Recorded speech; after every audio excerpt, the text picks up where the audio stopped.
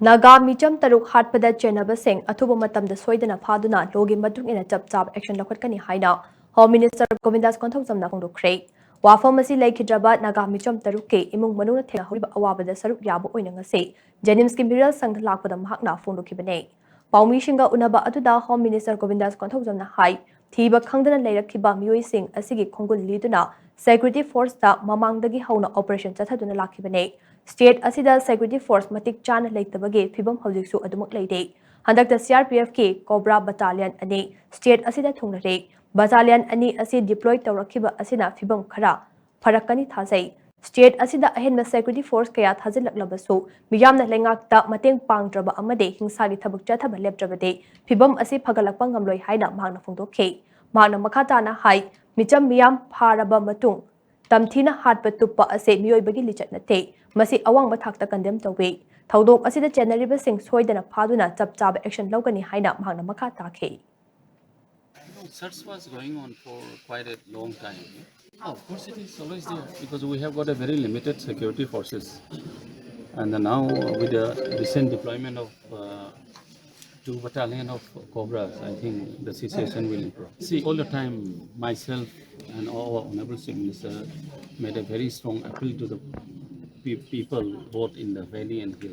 to cooperate the state administration to shun any kind of violence. Even if more security forces comes to the state, and if we the people do not cooperate with them, then they won't be able to do anything. It is unprecedented and it's a heinous crime. It is against the humanity. Kidnapping innocent people and butchering them is highly condemnable. And we have committed that the perpetrators will be arrested very soon. Amaromda Wiryang Jilui Chawang Kobi Lekidrabat Naga Micham Amagi Mache Amana Home Minister Govindas Kontoksam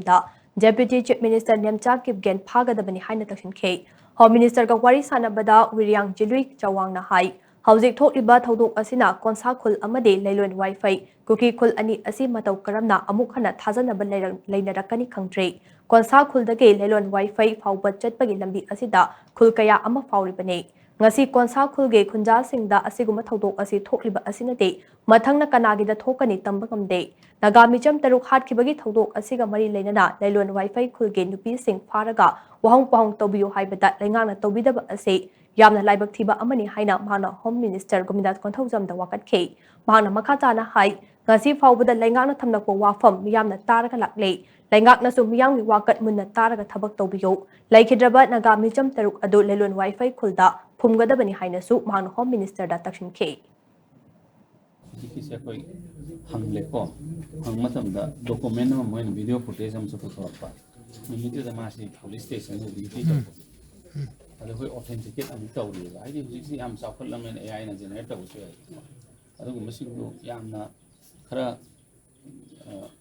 yamna sensitive oiba delicate oiba community ma yam ni na ko Sagisu adu so ai asu se ai thaje adu bo mokoi na pharaga chapsi adu ginmit na te ko sa mokoi bu mik pun laga chalaga a jangal da chalaga jangal de gi mik lo thopudu da haibni ko sa nupi na haibido hei pharaga ai gi mik pun bada haibna te adu numi haibna te num pharaga chalaga jangal da mik mokoi gi mik lo thopudu da adu gi police to yoramme haibne sa yo na ba si NIA da bi na ko soi no matam sang ba gi wan soi jana akoi mi sing ni phagani 오케이 아마 보고 힘나 미잘 떠오르는 바보 감다 봐지 스테고 보면서 고기 새끼 한번 미장 장을 봐지 아이 짱대 짱 아또 레이와 간다 사